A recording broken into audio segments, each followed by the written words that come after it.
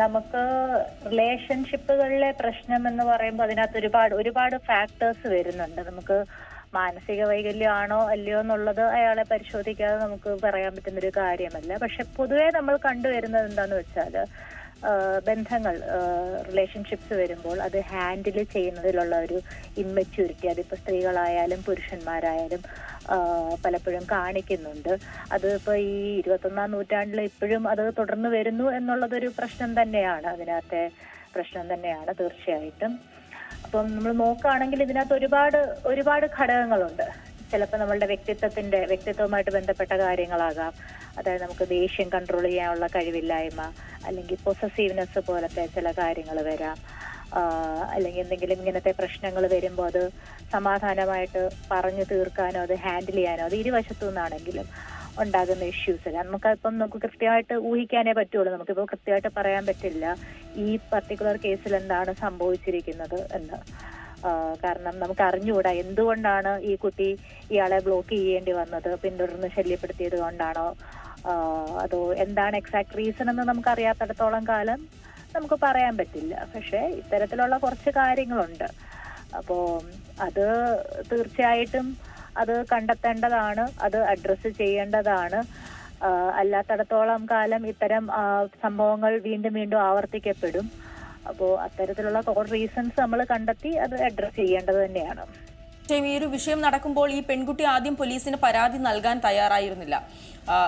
തീർച്ചയായും അത് ഈ എല്ലാവരും അറിയും, തന്നെ തെറ്റിദ്ധരിക്കുമെന്നുള്ള ഒരു ഭയമൊക്കെ കൊണ്ട് തന്നെ ആകാം ഇത്തരത്തിൽ ആദ്യഘട്ടത്തിൽ പരാതി നൽകാൻ കൂട്ടാക്കുന്നത്. അവസാനം പോലീസ് നിർബന്ധിച്ച ശേഷമാണ് ഈ പെൺകുട്ടി പരാതി നൽകുന്നത്. അതും ഒരു വലിയ പ്രശ്നം തന്നെയല്ലേ? കാരണം താങ്കൾ നേരിടുന്ന ഈ ഒരു അതിക്രമങ്ങൾ ഇത് പുറത്തു പറയാതിരിക്കുന്നത് ഇത്തരത്തിലുള്ള ക്രിമിനൽ വാസനയുള്ളവർക്ക് അതൊരു വളമാകുന്ന ഒരു കാര്യം തന്നെയല്ലേ?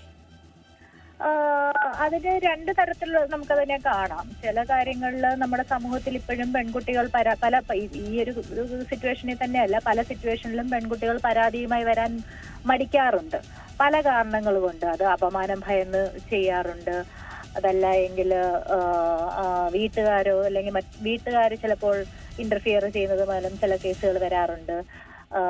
അല്ലെങ്കിൽ മറ്റ് പേഴ്സണൽ ആയിട്ടുള്ള ഡീറ്റെയിൽസ് പുറത്തറിയപ്പെടും, അല്ലെങ്കിൽ അപമാനിക്കപ്പെടും. അത്തരത്തിലുള്ള റീസൺസ് കൊണ്ട് പറയാതിരിക്കാറുണ്ട്.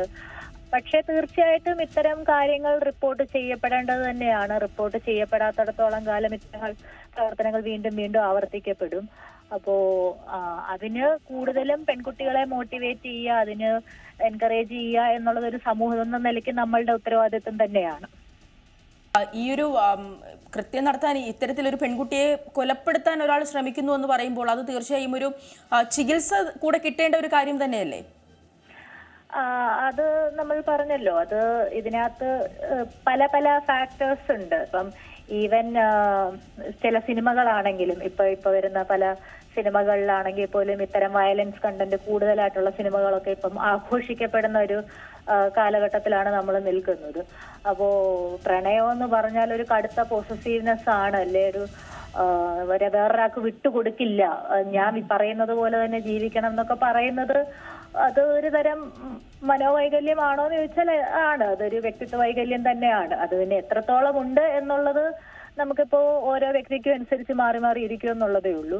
തീർച്ചയായിട്ടും ഇത്തരം പ്രശ്നങ്ങള് ഇപ്പൊ ഈ ചർച്ച നടക്കുന്ന പോലെയുള്ള പ്ലാറ്റ്ഫോമുകളിൽ ചർച്ച ചെയ്യപ്പെടേണ്ടതും അങ്ങനെ ചർച്ച ചെയ്യുന്നതിലൂടെ മാത്രമല്ല എനിക്ക് തോന്നുന്നു കുറച്ചുകൂടെ എനിക്ക് എടുത്തു പറയാനുള്ളത് യങ്സ്റ്റേഴ്സിനിടയ്ക്ക് ഹെൽത്തി റിലേഷൻഷിപ്സിനെ പറ്റി ഒരു അവയർനെസ് കൂടെ കൊണ്ടുവരേണ്ട ആവശ്യകതയുണ്ട്.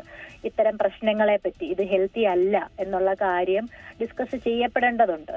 കാരണം ഇപ്പം നമ്മൾ റീസെന്റ് ആയിട്ടാണെങ്കിലും നമ്മളുടെ അടുത്ത് വരുന്ന പേഷ്യൻസ് ആയാലും മറ്റ് കേസുകളായാലും നമ്മൾ കാണുമ്പോൾ ഒരുപാട് കുട്ടികൾ ഈ പറഞ്ഞ സമൂഹ മാധ്യമങ്ങളിലായാലും അല്ലെങ്കിൽ ഇപ്പോഴത്തെ മറ്റ് സിനിമ പോലത്തെ പ്ലാറ്റ്ഫോമുകളിലായാലും സീരീസ് പോലത്തെ പ്ലാറ്റ്ഫോമുകളിലൊക്കെ ആയാലും ഇത്തരത്തിലുള്ള കാര്യങ്ങൾ നോർമലൈസ് ചെയ്ത് സംസാരിക്കുന്നത് നമ്മൾ ഒരുപാട് കാണുന്നുണ്ട്. അപ്പം ഇതൊന്നും നോർമൽ അല്ല, ഇതൊക്കെ ഒരു പ്രശ്നമാണ്. ഹെൽത്തി റിലേഷൻഷിപ്പ് എങ്ങനെ മെയിൻറ്റെയിൻ ചെയ്യണം തുടങ്ങിയ കാര്യങ്ങളൊക്കെ തീർച്ചയായിട്ടും ഡിസ്കസ് ചെയ്യപ്പെടേണ്ട കാര്യങ്ങൾ തന്നെയാണ്.